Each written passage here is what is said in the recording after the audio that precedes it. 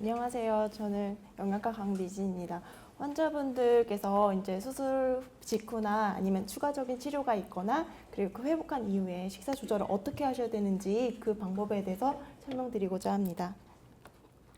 먼저 수술을 한 다음에 식사 조절이 왜 필요한가에 대해서 보시면 앞에 교수님께서 설명해 주셨다시피 이 수술은 이제 장을 절제하고 재문합되는 과정을 거치기 때문에 환자분들의 적응도에 따라서 이제 섬유소가 좀 적고 그런 잔사량들이 많이 남지 않는 음식들을 제한할 수 있어서 그 장에 휴식을 주는 저잔사식이라고 하는 식사를 최소한 한 달 정도 진행을 하게 되고요.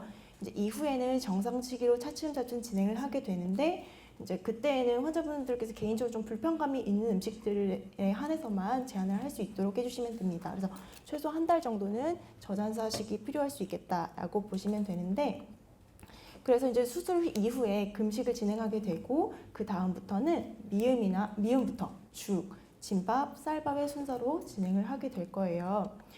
그래서 처음에는 이제 조금씩 자주 드시는 방법으로 식사를 하기 때문에 우리 기존에 3번 드셨던 식사를 6번에 나눠서 드시게 되고요.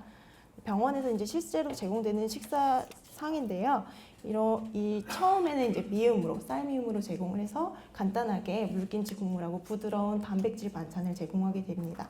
이후에 이제 죽을 드실 때에는 흰죽으로 해서 부드러운 야채 반찬하고 국국물까지 추가적으로 제공이 되는데 병원에서는 이렇게 쌀죽으로 제공을 하지만 퇴원에서도 이제 일부 죽을 드시는 기간이 있어요. 그래서 그 기간에는 허용되는 고기나 생선, 계란, 두부, 야채 같은 걸 잘 섞어서 영양죽을 형태로 드실 수 있도록 권장을 드립니다. 보통은 이렇게 죽까지 드시고 태어나는 분들이 많으신데 이제 추가적인 치료 때문에 아니면 다른 이유 때문에 조금 병원에 오래 계시는 기간에는 밥까지 드시고 태어나시는 분들도 계세요. 그래서 그럴 경우에는 죽하고 비슷한 구성을 갖추고는 있지만 이제 국국물이나 물김치 국물에 건더기가 조금 더 추가적으로 제공이 되는 부분이 조금 다른 점이다라고 볼 수 있겠습니다. 지금까지는 이제 수술을 하신 바로 직후에 식사를 한 달 동안 어떻게 하셔야 되느냐였고요. 이후에 이제 추가적인 치료를 받거나 치료가 다 끝나신 분들은 식사를 어떻게 하셔야 되는지 설명드리려고 하는데 먼저 이제 이런 환자분들에게 식사 조절이 왜 필요하느냐라고 여쭤보신다면 일단은 이렇게 수술을 하거나 항암 치료를 받거나 여러 가지 상황에 처해 있을 때 원래 우리 몸에서 필요한 양보다 단백질을 포함해서 다른 영양소들이 요구량이 더 많아지게 돼요. 그렇기 때문에 첫 번째로는 치료를 잘 끝까지 견딜 수 있는 체력을 갖추기 위해서 적절한 식사 조절이 필요하겠고 두 번째로는 이제 다 치료가 끝나신 분들 같은 경우에는 건강한 삶을 유지하고 또 다시 재발되지 않는 그런 위험성을 낮추기 위한 식사 조절이 필요하겠다고 볼 수 있겠습니다. 그러면 어떻게 식사 조절을 좀 해주셔야 하느냐 다음과 같은 방법들이 필요한데 한 가지씩 설명드리도록 할게요. 제가 환자분들께 막연히 여쭤보면 수술을 끝나고 나서 수술하기 전과 수술 이후에 식사를 잘 해야 된다는 건 다들 알고 계세요. 근데 어떻게 해야 되냐 그 방법을 잘 모르시고 계시더라고요. 잘 먹어야 된다는 거는 많이 과식해서 먹어라 이런 의미가 아니라 골고루 드시라는 의미예요. 그래서 이제 골고루 균형적인 식사를 하세요라고 설명을 드리는데 앞에 이제 식품 구성 자전거에서와 같이 우리가 이제 주식으로 먹는 밥뿐만 아니라 고기나 생선, 계란, 두부 같은 단백질 음식들도 필요하겠고 그리고 야채나 버섯이나 해조류 같이 채소 반찬도 필요하겠죠. 그리고 간식으로 유제품이나 과일 같은 것도 한두 번씩 드시면 이렇게 먹으면 내가 좀 골고루 먹었구나 라고 생각을 할 수 있겠습니다.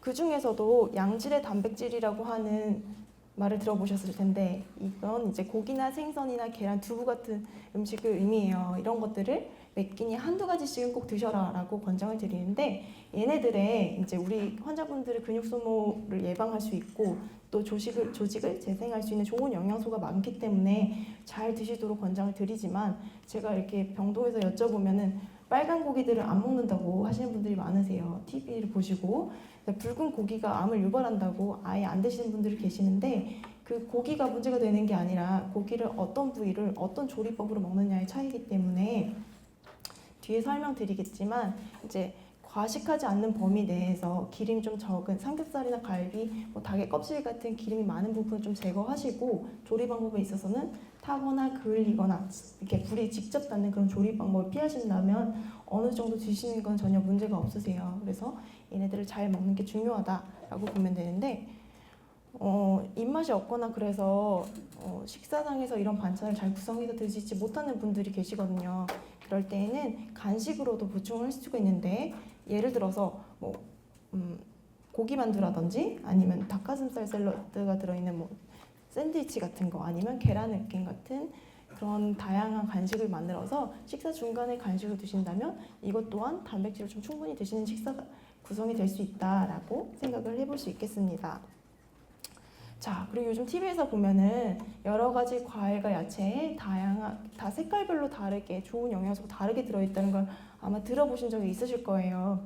그래서 채소랑 과일에는 원래는 이제 비타민이나 무기질이나 섬유질 같은 게 풍부하게 들어있지만 그거 외에도 파이토케미컬이라고 하는 생리활성 물질이 좀 충분하게 들어있기 때문에 얘네들이 항산화 작용이나 면역 기능 같은 걸 증진한다고 합니다. 그래서 얘네들은 이제 다양한 색소를 활용해서 색깔을 활용해서 맨날 똑같은 것만 드시지 마시고 구성하신 다음에 채소 반찬으로 이제 몇 끼니에 한두 가지 정도 야채 반찬 충분히 드시고 과일도 돌아가면서 한두 조각 정도 드시면 좋겠습니다. 그래서 얘네들도 골고루 드시는 게 좋겠다. 유제품은 보통 이제 사람들이 생각할 때 칼슘이 많이 들어있는 음식이라고 알고 계세요. 그래서 칼슘이 많이 들어있고 잘 흡수되는 음식은 맞긴 한데 그 안에 다른 좋은 무기질들도 많이 들어있습니다. 그래서 이제 혈압이라든지 다른 각종 암들 예방에도 좋다는 결과들이 많이 있어요. 그래서 하루에 한 잔 정도 드실 수 있도록 권장을 드리는데 우유만 드시면 이렇게 배가 아프다 이런 분들도 계시거든요. 그럴 때에는 요즘에 이제 소화가 잘 되는 우유라든지 아니면 요플레, 요구르트 이렇게 다양한 다른 유제품을 활용할 수도 있기 때문에 얘네들을 이제 하루에 하나 정도 드시는 게 권장이 되겠습니다. 그리고 너무 짜거나 맵거나 뜨거운 음식들은 될 수 있으면 조심하시는 게 좋겠고 MSG와 같은 인공 조미료도 너무 과량으로 넣어서 드시지 않도록 주의를 해주시면 좋겠고요. 될 수 있으면 이 식품 자체가 가지고 있는 향과 맛을 이용해서 아니면은 천연 조미료를 사용하거나 카레나 식초, 깨소금 이런 것들을 적정히 사용해서 드시는 방법으로 드시는 게 조금 더 좋은 방법이다라고 할 수 있겠습니다. 그래서 앞에서 고기 설명드렸다시피 고기나 생선을 우리 이제 직화구이 같은 그을리거나 이런 방법을 하게 되면은 거기서 탄 부분이 생기고 그런 과정에서 조금 몸에 안 좋은 물질들이 많이 생긴다고 해요. 그렇기 때문에 될 수 있으면 이렇게 직화구이 하거나 초벌하거나 이런 음식을 먹기보다는 불이 조금 낮은 온도에서 조리할 수 있는 방법으로 찜이나 수육이나 조림 같은 방법들을 활용하시면 조금 더 좋은 방법으로 드실 수 있겠다라고 보시면 될 것 같습니다. 여기 환자분들 중에서도 이제 흡연하거나 음주를 하시는 분들이 계실 텐데 흡연 같은 경우에는 이제 방광암의 위험 요인이 되기 때문에 될 수 있으면 금연을 하시도록 권고를 드려요. 그리고 술 같은 경우에도 다른 질병들과 많이 연관이 되기 때문에 될 수 있으면 금주를 권하지만 정말 부득이한 상황이다라고 한다면 여기 아래에 있는 이제 표준잔 기준으로 해서 남성분들 같은 경우에는 2잔까지만, 여성분들은 1잔까지만 드실 수 있도록 저희가 제안을 해주시면 더 좋겠다라고 생각하시면 됩니다. 제가 앞에 설명드린 것처럼 잘 드시면 좋겠는데 이게 이제 추가적인 치료를 거치면서 아니면 다른 이유로 이제 식욕이 없어서 못 드시거나 잘 못 드셔서 체중이 많이 빠지시는 분들이 계세요. 그럴 경우에는 어떤 방법을 활용하면 좋겠느냐 설명드릴 텐데 일단은 맨날 똑같은 음식을 먹기보다는 조금 다양한 조리 방법으로 해서 환자분의 식욕을 자극해 주시면 좋을 것 같아요. 그래서 그냥 밥을 드시는 게 아니라 볶음밥을 해주신다든지 주먹밥을 해주신다든지 다른 조리법을 해주시는 것도 좋겠고 환자분들이 평소에 좋아하셨던 음식들을 조금 되짚어가지고 어떤 음식들을 먹으면 좋겠냐 해서 간식으로 좀 활용해 주시는 것도 도움이 될 수 있겠다 생각하시면 되겠고요. 또 많이 못 먹으시니까 조금만 먹어도 더 영양가 있게 먹으면 더 좋겠죠. 그래서 똑같은 음식, 뭐 예를 들어서 빵을 먹는다 그러면은 식물성 기름에 구워서 잼을 발라서 먹으면 똑같은 한 장을 먹어도 더 영양가가 높겠고, 우유를 아까 한 잔 드시라고 권장을 드렸는데 이제 우유를 한 잔 먹을 때에도 미숫가루를 넣어서 먹거나 다른 걸 첨가해서 드시면 똑같은 한 잔을 먹어도 더 영양가가 있겠죠. 그래서 식사를 많이 못 하시는 분들 같은 경우에는 이런 방법으로 활용하시면 조금 더 도움이 되겠다라는 거. 그리고 입맛이 없어서 못 먹는 게 아니라 계속 배가 부르고 포만감이 느껴져서 못 드시는 분들도 계세요. 그래서 그럴 경우에는 좀 기름진 애들이 소화가 더디게 되기 때문에 될 수 있으면 조금 담백한 음식들로 활용해서 드시면은 조금 더 그런 포만감 해소에 도움이 될 수 있겠다라고 보시면 되고요. 아마 입원해서 수술해 보신 분들은 이 영양 음료를 드셔보셨을 텐데, 이게 식사를 잘 하시는 분들은 필요 없겠지만 식사를 장기적으로 못해서 살이 많이 빠지시거나 아니면 이렇게 거동이 어렵거나 혼자 사셔서 식사를 골고루 드시기 어려운 분들이 계세요. 그럴 경우에는 이런 걸 활용해 보는 것도 좋겠는데, 얘는 두유를 기반으로 해가지고 모든 영양소를 넣은 이런 영양 음료이기 때문에 지방도 들어가요. 그래서 되게 느끼한 두유 맛이 나거든요. 그래서 맛은 그렇게 좋진 않지만 이 한 캔에 밥 3분의 1 공기와 야채 반찬 한 접시랑 그 생선 한 토막 정도 들어간 그 정도의 영양가를 갖고 있기 때문에 얘네들을 만약 식사를 하나도 못 하시는 분들 같은 경우에는 한 끼니 한 두 캔 정도 드시면 도움이 될 것 같고, 요즘에는 이게 조금 느끼한 맛이 많이 나는데 미숫가루 같은 맛이 나는 그런 제품들도 나오고, 아니면 그 뿌띠첼이나 그런 그 젤리 같은 형태 있죠. 그런 고단백 젤리 같은 것도 맛있게 많이 나와요. 그래서 식사를 많이 못 하시면 이런 것도 활용하는 것도 좋은 방법이 될 수 있겠구나라고 한번 생각을 해보시면 될 것 같습니다.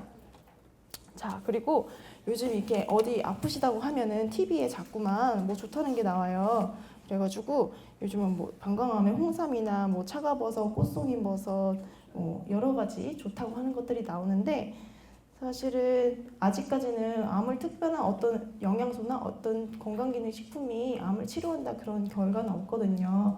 그리고 비싸기도 비싸지만 이런 걸로 오히려 무분별하게 막 많이 드실 경우에는 심장이나 또 간 기능 저하 같은 다른 부작용이 있을 수 있기 때문에 그냥 교수님께 치료를 잘 받으시고 적절한 식사를 하는 게 더 좋은 방법이겠다라고 생각하시면 될 것 같고요. 그래서 개개인에 맞게 좀 건강한 식습관을 실천하면서 운동도 열심히 하시고, 그리고 체중, 너무 과체중되지 비만하지 않게 적절한 체중을 조절하시면은 이 치료 효과 증진이라든지 아니면 재발 위험에 있어서 조금 긍정적인 효과를 얻지 않을까 싶어요.